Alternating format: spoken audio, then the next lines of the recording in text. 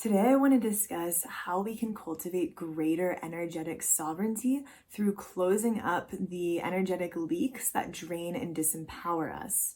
So, the first step in this is taking the self responsibility to look at where we are playing a role in allowing these types of dynamics to exist in our life. Where are we allowing people, relationships, power play dynamics, perceived obligations, various things that don't feel good to us to hook into our field? There's a lot of ways that we actually unconsciously consent to things that feel draining to us. So when we can take a step back and look at where am I actually inviting this into my field, where am I giving my power away to these things, it gives us a huge opportunity to reclaim our sovereignty. And so one of the biggest pieces of this is to move out of a victim mentality. And I know this one very, very well. It can be very tempting to stay stuck in a victim identity. It's something that keeps us playing small and can really give our power away to what has happened to us. And this is not to say that we shouldn't acknowledge what has happened. We've all had horrible things happen to us, and it's important to feel those and to heal through them and acknowledge them, of course. But we don't want to stay stuck in them to the point that we're giving our power away. When I was in my early 20s, I became very chronically ill, and I was totally stuck in victim mentality about it. I was really like, why me? And wanting sympathy and so pissed about it, and became very identified with that illness and its limitations. And I came to see the things I was getting from this victim identity that weren't actually fulfilling, but they were comfortable and safe in a way. And I realized that I could either hold on to my victim mentality or I could heal. I could either be a victim or I could heal. And I couldn't have both. They were coming at the expense of each other. So I chose to alchemize the obstacle of the illness I was dealing with into an opportunity. It was what led me to the path of work that I do today and brought me to my purpose. So I had to make the decision to step into a place of empowered choice and to reclaim my role as a co-creator of my reality. This didn't mean that the illness just went away. It meant that how I was engaging it shifted, and I stepped into a place of empowerment. So there are a lot of ways that people give their power away besides just the victim mentality. And one of these is people pleasing. So really doing everything you can to please everyone else at the expense of yourself. That can become a very draining thing because it's not authentic. It's coming from a place of feeling like you have to fix things or you're responsible for people's happiness. And you're not. Everyone is responsible for their own happiness. And of course, there's things we can do to help people and to love and support them. But when it's coming at the expense of our own truth, this becomes very draining. And this can be a really deeply ingrained pattern for a lot of people. This also ties into a lack of boundaries for a lot of people, which can be another huge drain. So when we can't own our no and our yes and turn away things that we don't want to do, or we take too much on, or we get wrapped up into expectations and obligations that we agreed to that don't actually feel good in our body and end up leaving us drained. And one of the ways that we can lose touch with our boundaries is when we lose connection with our bodies. Our bodies hold incredible wisdom that really guide us to our truth and allow us to draw boundaries from a deeply embodied, centered place. When we're disconnected from our body, it's easy to be disconnected from our yes and our no. And when we're listening to our body, we're much more in tune with what's actually aligned for us.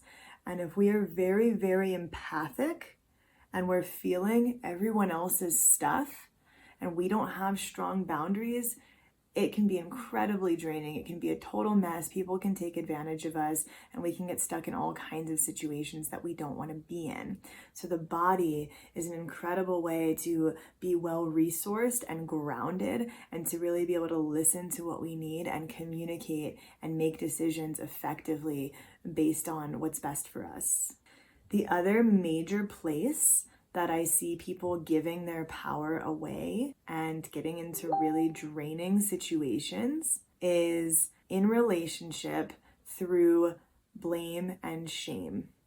When we project everything onto the other person and we don't take self-responsibility for what our role is, what we are contributing to the dynamic, and we're just expecting them to change, we're just projecting our discomfort onto them, which is really what blame is, or we're getting stuck in a place of resentment.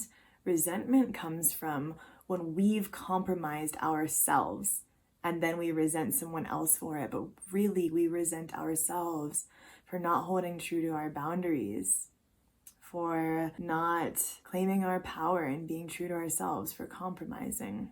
So when we're expecting that other person to change, or when we're trying to fix them, one, we're taking their power away. We're trying to get them to be something different than they are. And a lot of us have this tendency to want to heal someone or to see their potential. And if we could only just help them get there. And it seems well-intentioned, but at its core, it's controlling. It's imposing on somebody else's free will, and they're not getting to be who they want to be. And instead of you taking responsibility for whether or not this relationship is working for you and doing your own work and claiming your worth and choosing to get out of the relationship or shift the relationship through what is in your power, we expect them to change, and it's just allowing the leak to continue. We have to be willing to create the life for ourselves that we want, not be expecting everyone else around us to change. And sometimes that means walking away from a situation.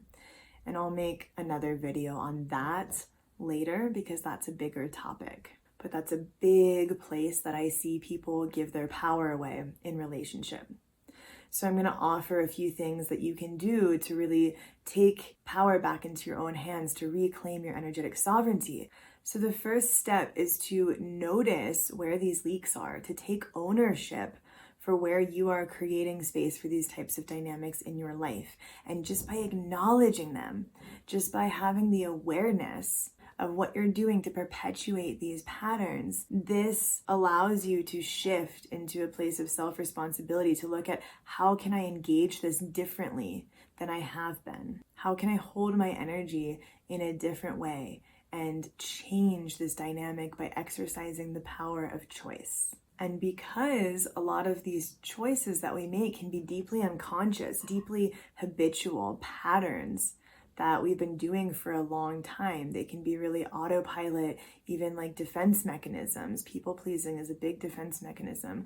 Then it's really important for us to come into our bodies. So having embodiment practices, staying very connected to the breath, allowing ourselves to take time to listen to our bodies, to feel our bodies, to receive our intuition, allowing spaciousness for that to come through. And paying attention to the language of our body. Our body holds so much wisdom. If we can learn its language and hear what it's saying. And so often the body will contract when something is a no and expand when something is a yes. And this can be very, very, very subtle. And sometimes if there's something that we're nervous about, but we're excited, there might be some sort of contraction, but there's still a leaning forward and expanding into that. Whereas when somebody's like really crossing our boundaries or something really doesn't feel good, there's a deep contraction and pulling away. So learning to listen to the subtleties of your body and having your embodiment practices of being connected to the breath, grounding into your body so you can feel what's yours versus what someone else's, and be very well resourced. This is going to help you draw much more clear boundaries and to really honor yourself in each situation. And the third piece is to really do your work. Dive deep into the shadow work and take ownership for how you can alchemize obstacles into opportunities. Don't get stuck in a place of blaming somebody else or a situation for keeping you playing small, for holding you back from your dreams. This can be another tempting thing. It's another way to kind of stay safe and play small, is to blame someone or something else for where we are in our lives. But like I've said, we've all come through our own hardships, and we're all capable of spinning straw into gold. And so I encourage you to see what you can learn from each situation, how you can transmute your pain into gifts to others who maybe are experiencing that same kind of pain, to really step into your sovereignty and create the life you want. So I hope this has been really helpful for you. I would love to hear ways that you are exercising deeper sovereignty in your life. I'm going to be going deeper into this in a play shop for women called Sovereign Queen. So stay in touch about that. The link will be in my bio, and I'll be giving you further details on that down the road. If you liked this video, please be sure to subscribe to my channel, like the video, comment below, and I look forward to seeing you more soon. Have a beautiful day. Ciao.